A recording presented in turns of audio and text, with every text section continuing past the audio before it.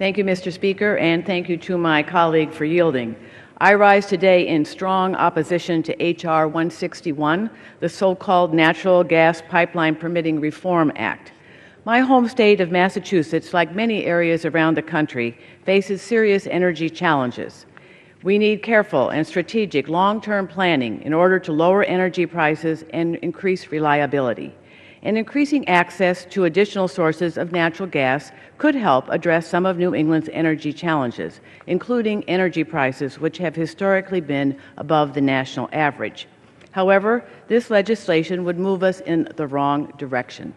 This bill would force FERC to rush decision-making, including environmental reviews and assessments of the need for natural gas, while also hobbling decisions regarding the appropriate size of the proposed pipeline. It would turn FERC into a super permitting agency, an authority that FERC neither wants nor has the expertise to carry out. In my home district, we are currently navigating the FERC process that this bill purports to improve. A company is proposing to build a new 250-mile natural gas pipeline that crosses 3 states, including 7 communities that I represent.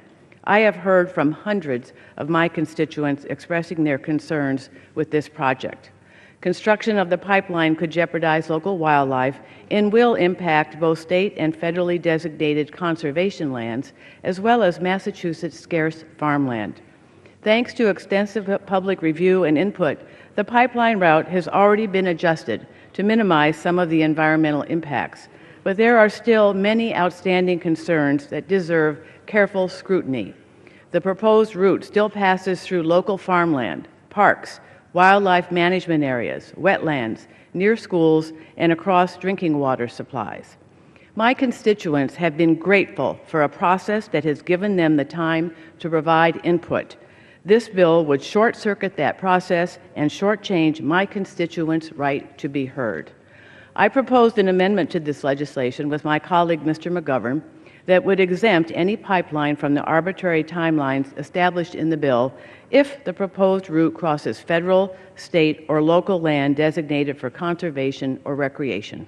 However, the majority blocked this simple amendment from coming to the floor and receiving an up or down vote. In Massachusetts, we have a long-standing history of preserving natural habitats and protecting open spaces for the public benefit, and we have invested significant public resources towards these goals. Members should have been given the opportunity to vote on whether or not we should allow for a thorough review process to protect state investments. On behalf of my constituents, I ask my colleagues to oppose this legislation. Thank you, and I yield back the balance of my time.